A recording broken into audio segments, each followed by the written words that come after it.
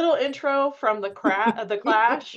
Diane and I thought it was very fitting, given the topic for today's career coach series is should I stay or should I go? So hopefully many of you appreciate that, or at least know who the Clash is. If not, there's your intro into one of their most popular songs, I feel like. But welcome, welcome, welcome. Diane and I are so excited to have you here today. For those who might be your first time attending a career coach webinar, my name is Alexia Brewster. I work for Forte as a program manager for our professional audience. So a lot of what I do is run our webinar series for people from a variety of different career stages that they're in. And so we are, again, just so pleased to be able to offer this topic about around should I stay or should I go? As a reminder, our Career Coach series is a part of our affiliate membership. So at Forte, we have three membership tiers. So it's affiliate, professional, and then premium. So if you ever have any questions about what are the differences, how do I upgrade, things like that, feel free to reach out to our team, and we're more than happy to have a conversation with you about that. But what I basically want to do now, though, is introduce our guest speaker who does our Career Coach series. So is Diane Fennig, and she has so much experience, over 25 years of experience within career development and management across a variety of different industries. So she really is the expert when it comes to around like career transition, just career development, things like that. So what typically happens for our Career Coach series is that she'll start with content for probably like 15 minutes, I think, if I'm not mistaken. And then we're going to open it up for a Q&A session. So I will be looking at the Q&A or the chat, wherever it works for you, and then reading out your questions live to Diane. So she'll answer as many as she can before we conclude today's program at around 12:45 p.m. Eastern Time. So I think that's all the housekeeping stuff that I have. So what I'm going to do now is actually have Diane take it away and talk about this topic, should I stay or should I go? All right, there we go. Send a request. Request has been sent. Just let me share. There we go. Approved. Here we are. Perfect. From the beginning. Oh, so as I was talking to Alexia earlier, everybody needs to take a big, deep breath right now because we're in some really crazy territory. And now you'll hear the Clash, and you'll be listening to the Clash all afternoon. You're very welcome. I loved this quote. A breakup is the shakeup you need to redirect your life. And this is kind of a time, January is always a time for folks to kind of pause and say, how do I want to map out this new year, this blank slate in front of me? And this year is asking us to pack some added things in patience and professionalism. We're at a time where it's not a normal January because of the change in administration. And so with it, as you think about staying and going, you have to kind of lay that decision on top of what's happening within your organization. And what I'm hearing from a lot of folks is there's still a hiring pause or a hiring freeze, or people are determining, well, we think we might grow our business, but we want to wait a couple months to see what happens kind of in this new administration to decide what venue will kind of lead into. So we need to practice patience. But whether you're deciding and thinking about staying or going, there's a couple things that either way you go, you've got to start thinking about. And as I always start, you know where you want to go. You have expectations of where you see your career headed. And with that, nobody can make this decision for you but yourself. And so starting with this, internal review of where do I go next? What do I want next? What are my expectations, and can my current organization meet these expectations? I'm an old-fashioned girl where I always say there's pros and cons to everything, and I like writing out a list. People are like, wait, really? I'm like, it's really old school, but I like it because pros and cons just by the number tell you so many things.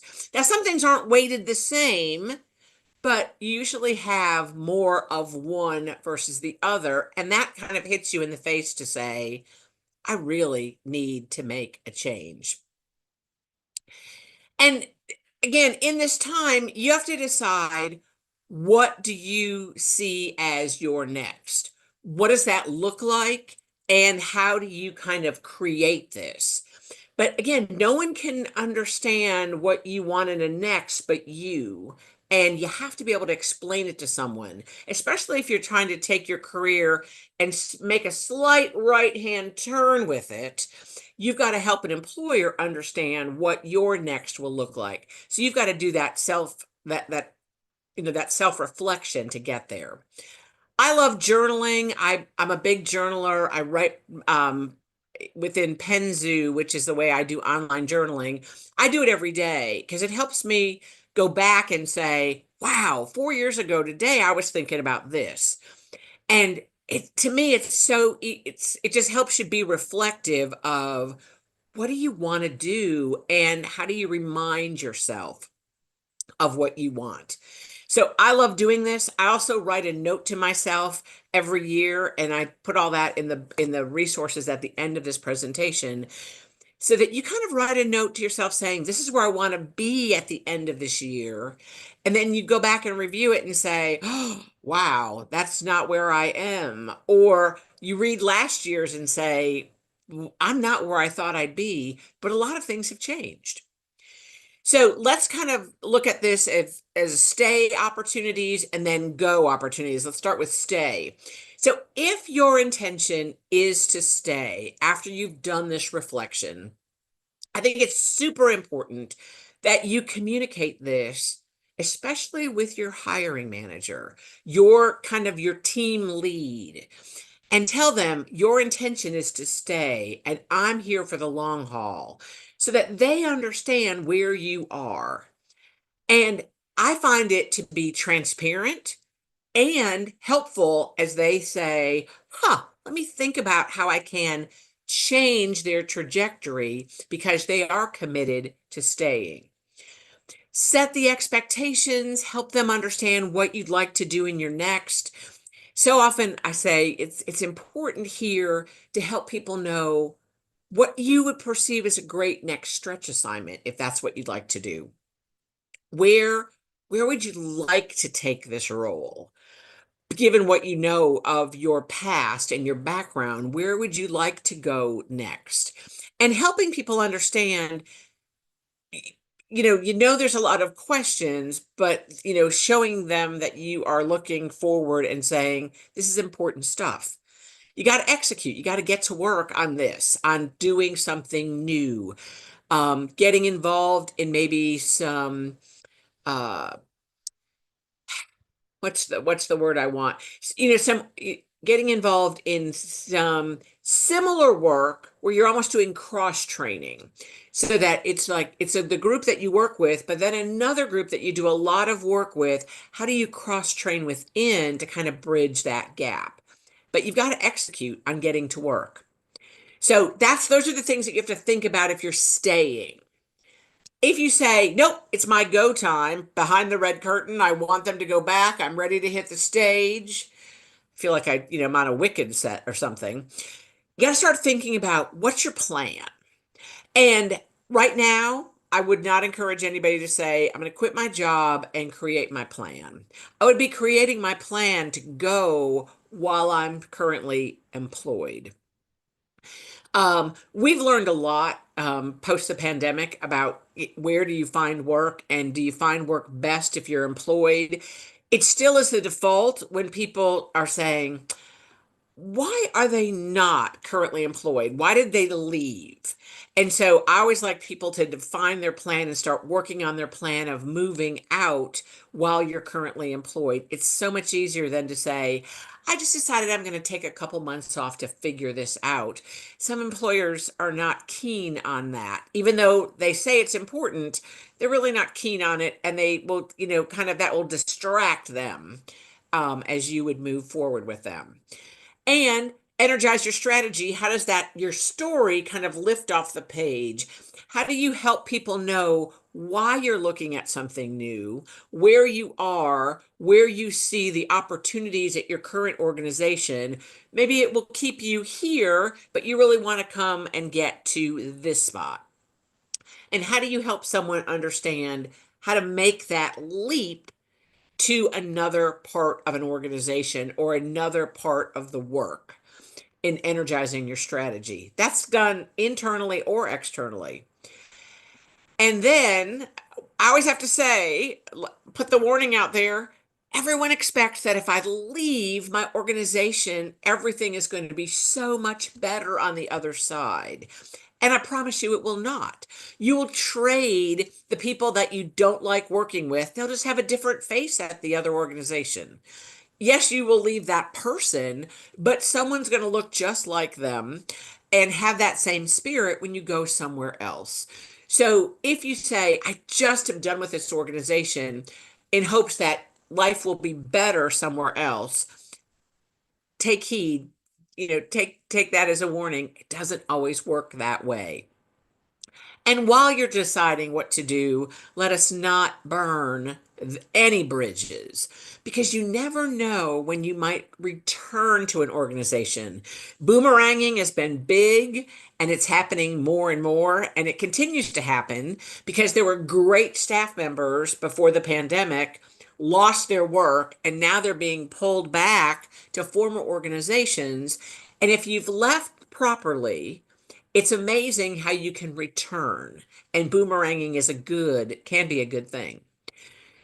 You have to figure out what's your North Star. This is your moment to figure out where you want to be. The timing economically, you have to pay attention to as well, because we can't change the economy just for you and really for any of us. And if you're starting over, so many people get frustrated saying, I'm having to start over again. But you're not starting from scratch, you're starting from experience and starting in a role that you see as almost a step to the left, not a step forward. People they get in their head going, that's not good for me. But a step to the left might get you two steps forward next. So you're not starting over, you've got experience, and that might catapult you to a very different place. So when people say, oh, I feel like I'm moving backwards, chances are you're not. You're going to get into a different place because of that strategic move. Resources, online journaling, what to do. Uh, Lawyers give some advice about leaving your job and the great resignation. All of that is right there because I never want to be without resources for folks. And my contact information. I always tell people within these calls, as we take the questions, let's make sure they're questions that kind of work for everyone. If you've got a sidebar question that's very personal and you have some follow-up to it, connect with me on LinkedIn. That's really the best place where I'm still connecting with folks. Um, and as you do a LinkedIn connection, it's nice to help you remind me how we met. But if you've run out of introductions, that you can't personalize that invitation, I don't care if it's a blank invitation, but I prefer it to be, personalized. But right now, LinkedIn didn't ask me, but they're only giving you 5 a month. That's not enough. Even when you get the advanced versions of LinkedIn, they don't give you enough for good connections. So please, if you'd like, you are welcome to connect. And with that, ask more specific questions about what we're doing. So with that, I'm going to turn it over to Alexia, and she's going to look at some questions that people have. Yes. And we definitely have questions coming in the Q&A, which is awesome, and some from the chat as well. So we're going to, again, try to get through as many as we can because we have about 10-15 minutes. So feel free as things pop up, as we're having conversation around these questions, to put your own there. I do want to start with this one because I have a feeling it might be asked multiple times. Okay. So someone asked about, like, are we sharing the deck? And so what I like to just mention is that we do, those who register for this recording will get an email later from us regarding, like, oh, how do you access it at a different point? So while we don't necessarily share the deck itself, this recording will be live and available for those who have an affiliate account with Forte. So if you were able to register for this event, you have an affiliate account. So we'll be sending more information afterwards on how to do that as well. So I'm gonna kind of go in order as far as like the questions that came in. So the first question, which I think is a really good one to bring up, is about ageism. So it's something that is huge, and many people are trying to navigate that as people who are applying to different jobs. And so this person wants to know, how should I prep to address and overcome the potential stigma about being 45 plus looking to do a career pivot? So they're likely coming in as an entry level hire because they're trying to do this career pivot. So do you have any advice or insight that you can share with this individual? It is a great question, and ageism is something that we all face. I think the biggest thing, again, is understanding that breadth of experience you have. And how do you take that and say, this foundation will help me do this because. And I just think it's so important that we have to understand our career and our path and what experiences we think are really going to be foundational in this next role. And the more you know about that role, you can say, my title never looked like this. However, here's some places where I did this kind of work. And so it's all about how you tell your story and how you translate those skill sets of that foundation, which are critical to a new role. And, when people are like, when is it, like it's always time for you to start over. There's always time to reinvent. And so with that, yes, you're getting a little bit more experience, but I think that's going to help me be even more successful in this role and help people understand, again, what background opportunities and kind of what experiences really created that deep foundation. Because that foundation is broad and deep. It's both. Mm. Yeah, thank you for answering that question. Because again, I'm sure there are many people on this call that kind of are within that age bracket of figuring out, okay, what I'm doing right now isn't working for me anymore. And I think, yeah, it's also a good reminder that you're not the only one. In No. the sense, like there are many people who are doing career pivots at a variety of different ages. And so, yeah, if you're able to really tell your story, like you were saying, Diane, and sharing your experience, I think that's going to help a lot. So another question that comes up is more regarding considering leaving, but the financial aspect of it and what to do. So this person is looking to leave their current employer, but they're only finding opportunities that pay less, and some of it's due to location. So how do you suggest considering that in the decision-making process? Like where does that fall? And this person is worried that taking a lower paying job will put them back in the future. And I think you talked a little bit about like lateral moves and how that can launch your career later on. But just like any other insight you want to give this specific individual. Yeah, it is part of the economy of all of this. So as you look at other opportunities, you can share, I'm leaving 15% of my former salary out there in taking this role. And, helping people understand, I understand I've got to take less salary because the scope of the role is different, but I would like to, in the next few years, be able to make that up. Is that a possibility? And so right now, people have been asking me a lot of questions in this push for bringing everybody back to the office. Someone said, all right, I'd like to pitch that I need a raise because I need to go back to the office. And I was like, whoa, whoa, whoa, whoa, whoa, watch out. Hold on a second. Here's some things you've got to think about. You got a raise throughout the pandemic and you didn't go to work for the last 4 years. And now you're saying the price of gas, the price of clothes, and all of this stuff is a factor. Those were all factors before. And they're just like, ooh. I said, no, those were factors before. So I don't know that that's your best argument of why you should get more money.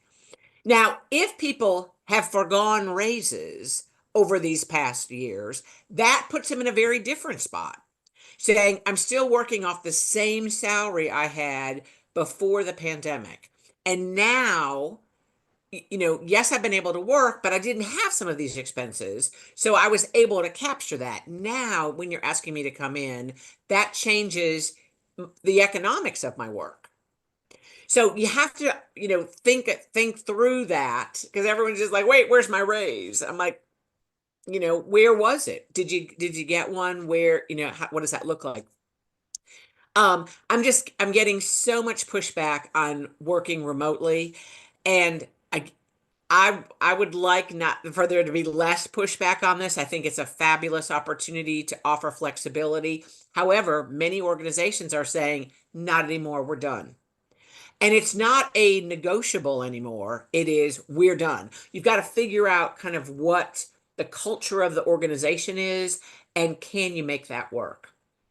Because sometimes what I'm getting now is the culture is totally shifted and that door is closed. Changes everything when it comes to the economics of going back to work too.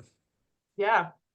Yeah, so it sounds like just taking more time to really consider like what are your expenses, what is important to you, and Hmm. if a pay cut would be realistic for and still workable, Hmm. um, Right. given everything that's going on. So yeah, so that's a perfect answer for that. So another one that a couple of the same question has been coming up. So this is about starting over or wanting to start over and make a career pivot, but not having exact experience within that field, the new field. So what do you kind of do? What are practical steps you can take to either, I guess, like get experience or be able to translate your experience into the new field? You just answered it right there in the translation. Okay. So no one will understand your current work.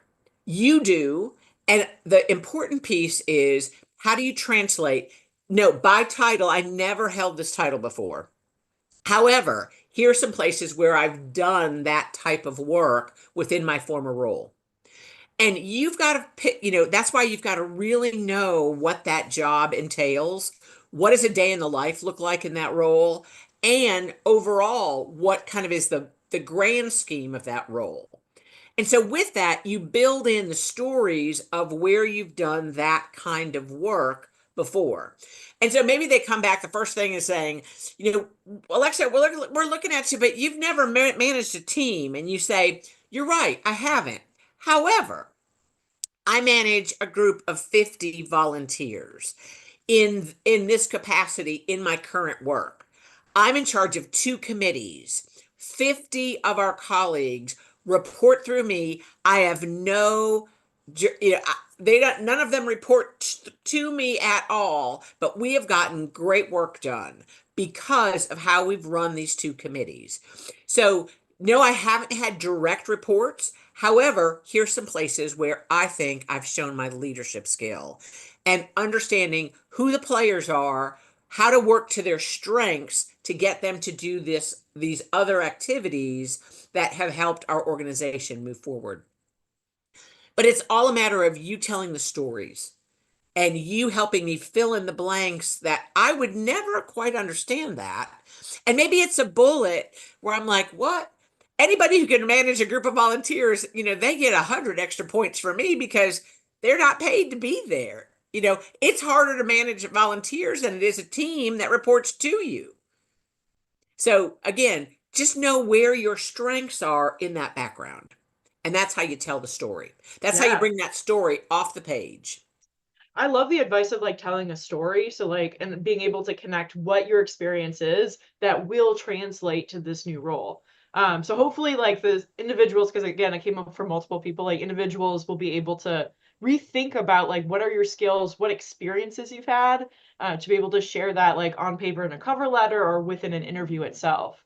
Thanks again for answering that question. So another one that is, there is a Okay, so it looks like we're having some issues regarding like seeing us itself. So Dan, do you mind turning off your sharing your screen real quick? So I want to address that one because obviously Okay, that's stop a big. share. Got it. Okay, so Sorry. hopefully this is a little bit easier to see us as we're talking. So I think this should hopefully help.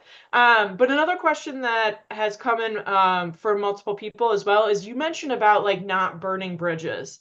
So people are asking more questions about like the nuance on that because I know it varies like company to company on like the culture and how you can avoid burning bridges. But could you give just some like simple tips as far as like think good practices and what to kind of Absolutely.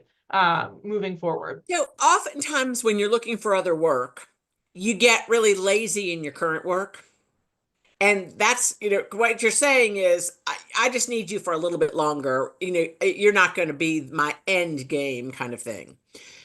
But what you want to do is kind of keep your head in the game at your current work while you find other work. But then as you come in and say to someone, I'd like, I'm giving my resignation, it's not with no notice. It's with appropriate notice for your organization. Most people are like, what's appropriate? You kind of get to know the culture of your organization. How do you leave? Is it a 4 week notice? Is it a 2 week notice? Some organizations, just given what they do, if you're giving your notice, they're going to take your keys and take everything and you're out immediately. But you got to know what the culture is. And how prepared are you to leave your files in a place where someone else can retrieve them and work with them? So often people do not kind of put that bow on the last project. Maybe you're in charge of a huge um, database of something. And it's like you clean it up and you put a bow on it in a Tiffany box and you hand that over to your manager saying, here, I have cleaned this up. This is as up to date as it can possibly be. That's not burning a bridge. But people who don't do anything once they say they're done, they fold their arms and they show up, but that's all they do. That's burning a bridge. Because what happens when that organization says, oh my gosh, we are really missing Alexia. We need her back. Again, that boomeranging. And if you don't burn a bridge, they'll say, we never should have lost her, in 2025, but we understand why she was leaving because we were talking about budget cuts. And so the best people are the ones that usually have the opportunities to find the next. But there's no reason why we can't come back to you. The way you've left matters.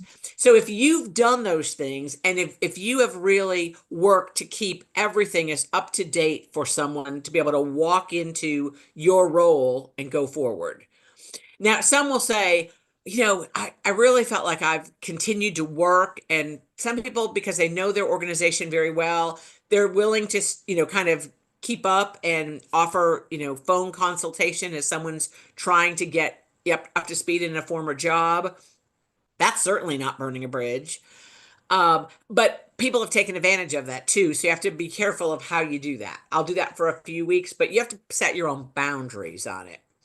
But I think just through all of it, how you leave will be how you are remembered. You might have done incredible work for the last 10 years, but if you leave with an attitude and no interest in how do you help someone be successful in this role going forward, or you leave and they're like, look, they're replacing me with two people. That's exactly why I'm leaving.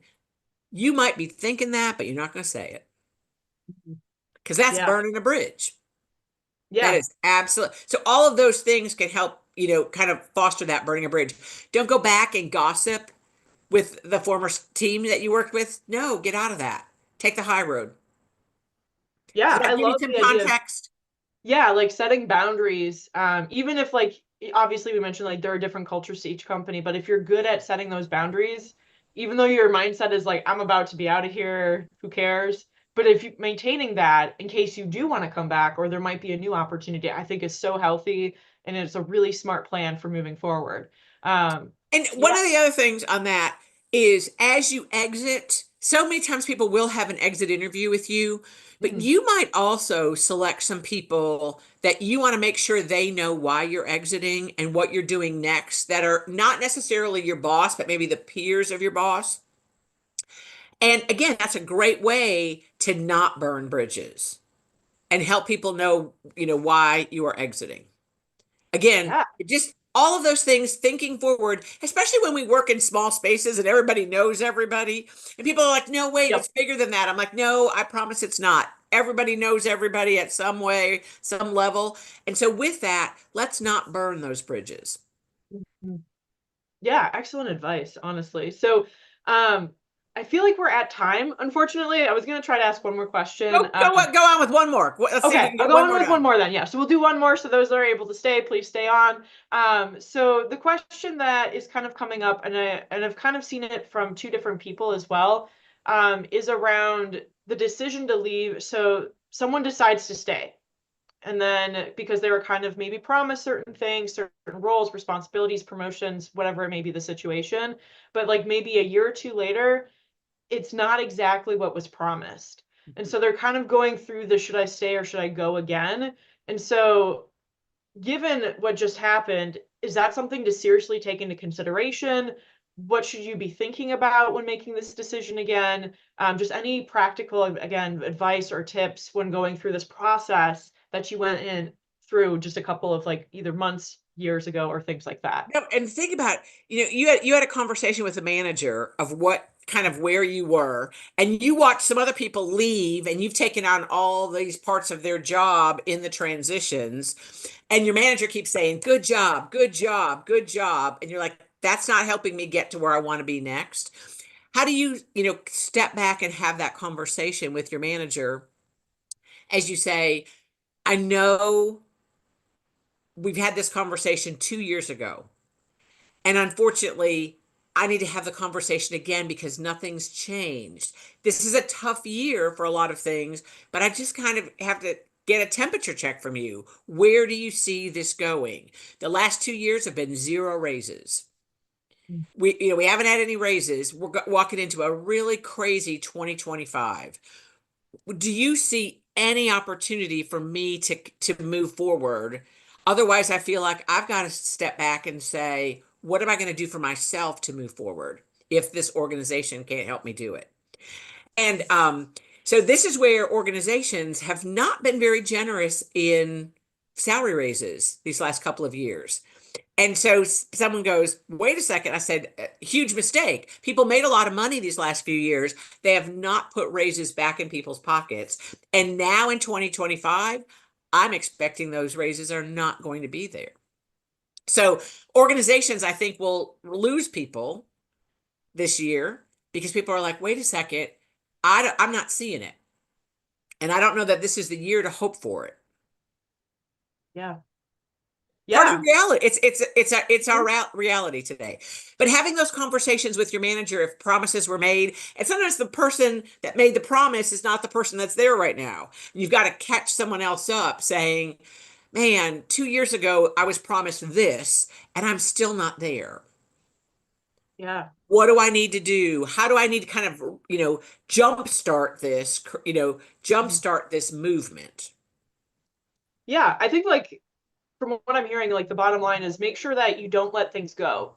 Like if Mhm, this is something that's bothering you because you thought it was gonna be something else and it's not, make sure you continue to have these frank conversations. mhm, And again, just like pay attention. So if your manager seems to be blowing it off like consistently, maybe that's a sign it's time to go. mhm. Versus like, oh, you brought it up, and then they're like, yeah, I need to actually reinvest energy into this to make sure we keep you as an employee. So kind of giving them the chance, but also like pay attention to, How okay, they are react. they actually taking me up on this chance? So again, thank you for that, answering that final question. I know there are a ton of other questions for Diane, but unfortunately, we are short on time for our career coach, and so I do want to formally wrap it up. So again, thank you all for staying on the call today, for asking your questions, taking in this content, and really enjoying what Diane has to offer to our community. We have more upcoming career coaches, so definitely stay tuned. So what I want to do now actually is share my screen real quick one final time.